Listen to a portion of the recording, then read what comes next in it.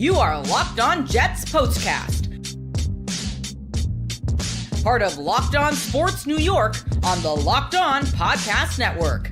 Your team every day. What just happened? The New York Jets were out of this one for three quarters.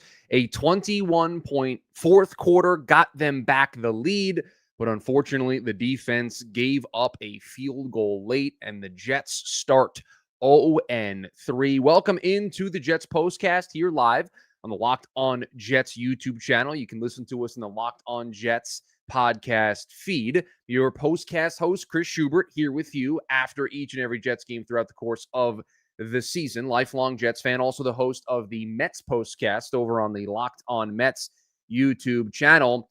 I think we all need a second. These postcasts are supposed to be instant reaction. I'm still gathering my thoughts, as are many of you, after what we just saw in this one.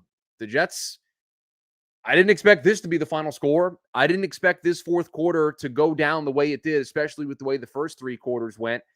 Let's just try to recap it. Let's try to give you the synopsis of what occurred, because I'm still wondering if that happened. This is what you'll be talking about. The Jets trailed 23-6 going into the fourth quarter of this one. Their offense not doing a whole lot to write home about. Their defense, once again, a problem in the early stages of this game, really letting Tampa do whatever they wanted and missing tackles and just being able to move the ball, never really being able to get off the field and build some positive momentum.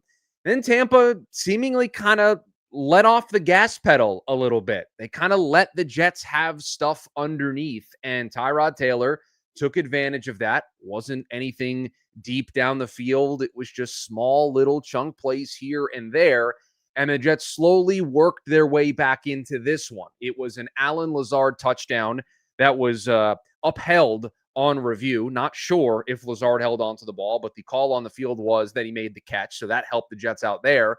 But it was 26-20 at that point. The Jets needed to stop. They needed their defense, who throughout the game here and there had given them a stop. But overall, some of the same problems. We'll get to that when we break down the defense here in just a little bit.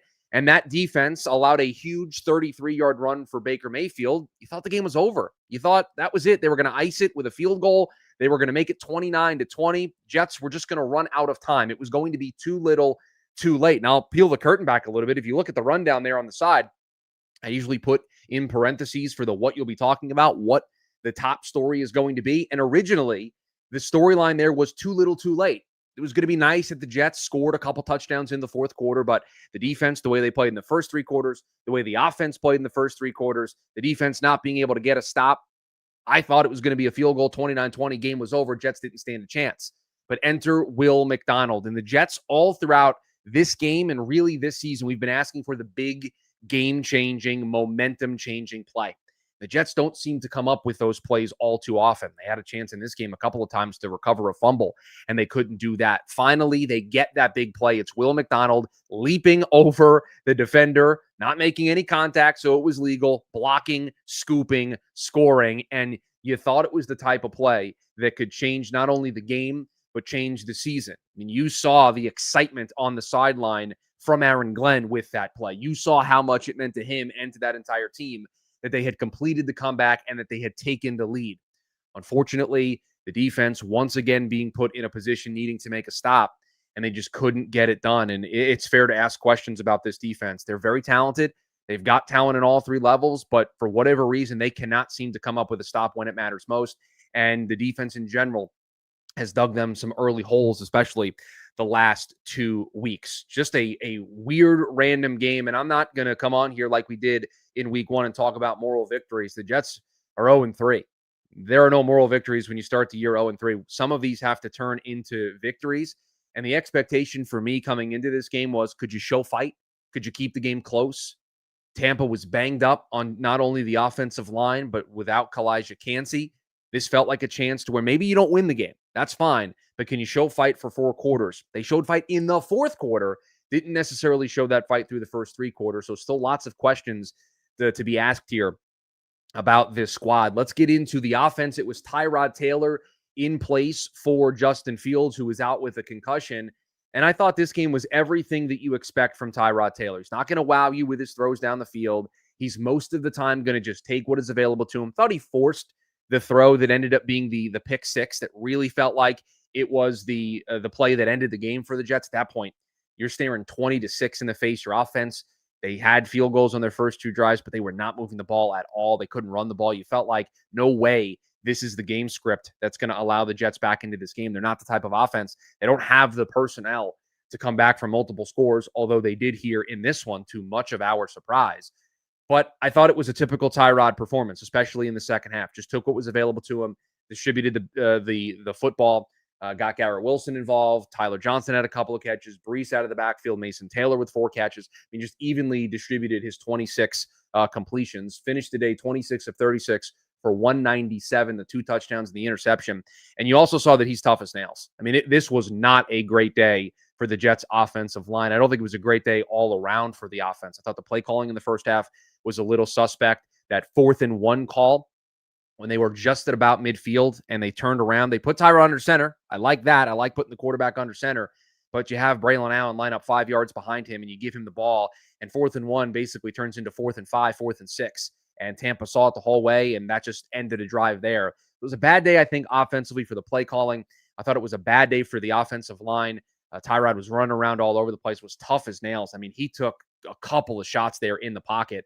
Obviously, we've only been able to look at the broadcast tape. We'll see what the offensive line play looked like when we get a chance to look at the All-22 here starting tomorrow. But just first watch, it did not seem like a good day at the office for the offensive line. They also had some procedural penalties. Wasn't their best game here so far this season, but took advantage of what Tampa gave them there in that second half and allowed them to be even in a position for that Will McDonald play to matter. So give credit where credit is due.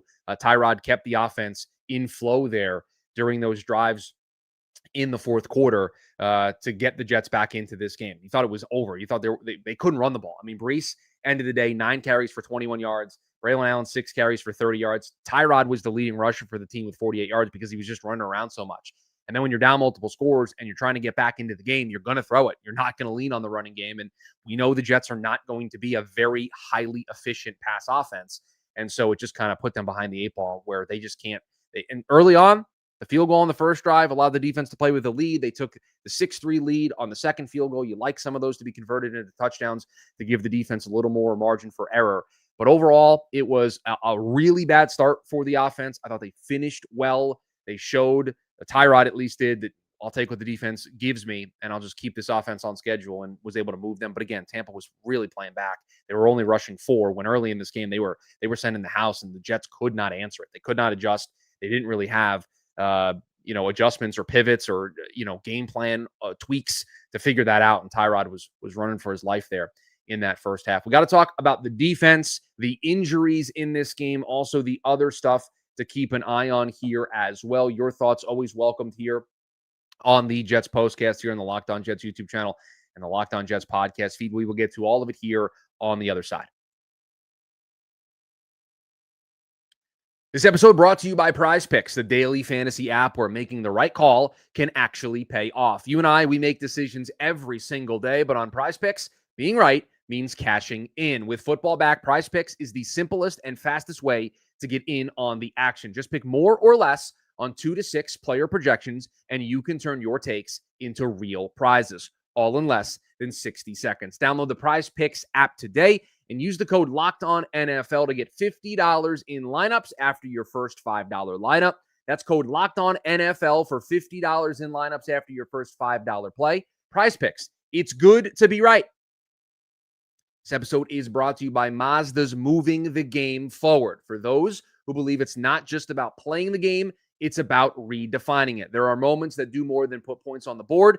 They move crowds, move culture, and keep moving the game forward. This week's moment that moved the game forward is, it's Will McDonald's blocked field goal, scoop and score touchdown that turned what felt like it was going to be a disappointing, frustrating, ugly Jets loss into something a little bit more exciting than that. A huge play in this game that set the Jets up with a lead late. They were down 23-6 going into the fourth quarter, and after that scoop and score touchdown, They held a 27-26 lead. When you follow what moves you, the unexpected is only the beginning. And just like there's more to every highlight, there's more to a Mazda vehicle. Mazda, move and be moved.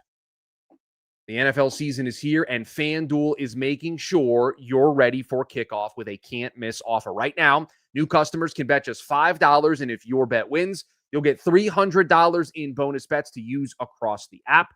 I love using FanDuel because it fits how I like to bet. Player props, building that same game parlay, jumping in live even as the action unfolds, makes every game more exciting, whether you're watching your team or just keeping an eye on your fantasy lineup. So are you ready to play? Download the FanDuel app now by visiting FanDuel.com to get started. That's FanDuel.com to place your first $5 bet. Back here, the Jets postcast, the Locked On Jets YouTube channel, the Locked On Jets podcast feed. Chris Schubert here with you. I mean, this one hurts. This one's frustrating. The Jets are out of it early. That's frustrating in its own right. They somehow find a way. And I saw Connor Hughes of SNY mention this on Twitter, and he couldn't have been more right. It felt very much like that Jets-Browns game with Flacco under center for the Jets. Had no business being in that game. Basically had every break go their way in the fourth quarter, and they stole the game on the road there in Cleveland. This had a similar feel with the way the events unfolded, especially after Will McDonald scoops and scores that touchdown. You're just looking around like, how are the Jets even in this spot? Because let's talk about the defense. It is a third straight week where the defense deserves a lot of criticism. I've been wholly unimpressed with what we have seen from Steve Wilks here, and it's the same old problems. This is nothing new. These are the same issues that this team had under Robert Saleh. So maybe this isn't just all on Steve Wilks, but you had a team that once again in space just cannot tackle their pursuits, their angles to try to cut off runners. They just set up for it. It looks like the Jets have a 3-yard loss and it turns into a huge chunk play. And you start to get to a point when you watch this team play defensively and you see the play develop. You see the Jets have a play set up in the backfield for a loss. And we all know how it's going to work out. We all know it's going to be a big play. Baker had a bunch of scrambles. I thought the Jets did a really nice job in this game getting home with 4 against this banged up offensive line for the Bucs that now is down 3 starters along that line. They did a good job getting home with 4. They mixed in some pressure as the game went on, but too many times Baker was able to extend plays, scramble outside the pocket, turn what should have been sacks and, big, huge losses into massive chunk plays, including on the drive that you thought was going to end the game to give the Bucs the 29-20 lead. He ran for 33 on a scramble where the Jets had him in the backfield and should have been taken down for a loss. He wasn't, breaks the big play. The Jets are lucky that Will McDonald blocks that field goal or would have been game over right there. Brandon Stevens, once again, is an issue in this game. The Mike Evans touchdown, he was the one covering him. He had a couple of lapses in this game. I mean, it's just the same conversations that we have been having all season long and really for 2 years now.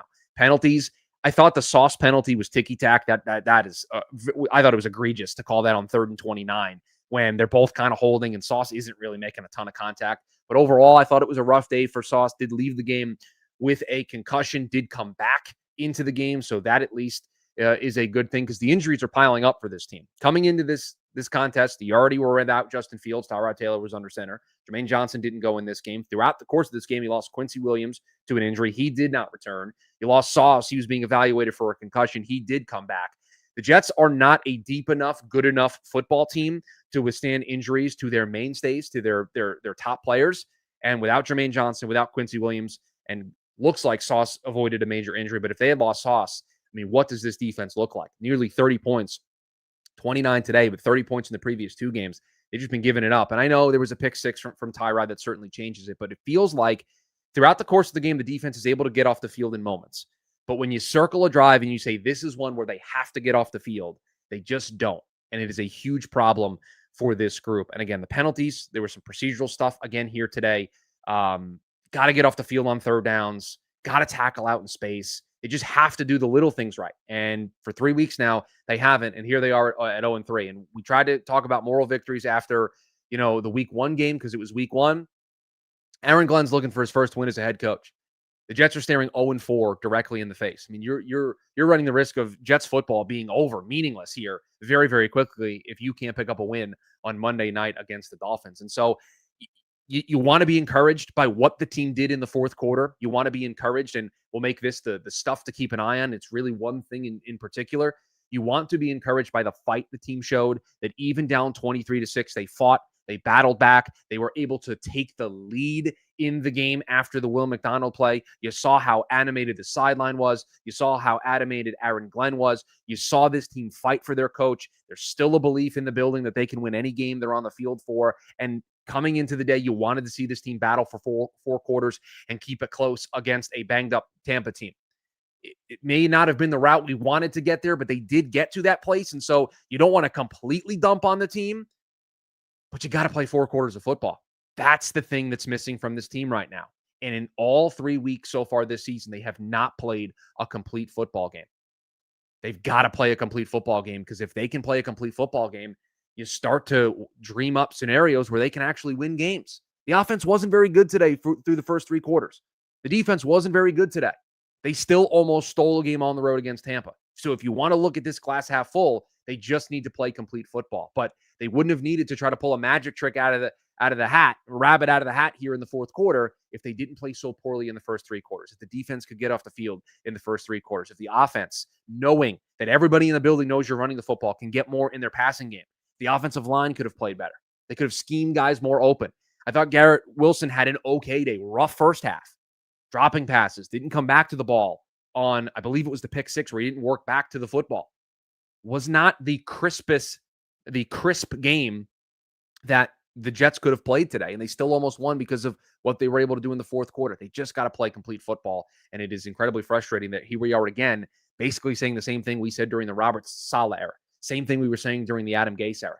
They've got to finish. They've got to play complete football. And it feels like it's been a very, very long time since we have done that. Aaron Glenn still searching for his first victory as an NFL head coach. He'll try to get it there in week 4, a Monday night football game for the New York Jets. They'll be taking on the Miami Dolphins on Monday night. We will be right back here, the Locked On Jets YouTube channel, the Locked On Jets podcast feed, for the postcast, breaking everything down from that game, the good, bad, the ugly, and hopefully the Jets' first win here in 2025. Do me a favor, if you are new here, hit that subscribe button, turn on the notification bell so that you are notified when we go live. If you're listening to us in the podcast feed after the fact, come on out and join us. I know this is the first year of us doing these post-game shows here on the Locked On Jets YouTube channel. You can hang out with us immediately after the Jets get done. Share your thoughts, vent your frustrations. I'm here. You can be here. We can talk Jets football, good, bad, ugly, whatever happens. We can do it all together. So if you're listening to us after the fact in the podcast feed,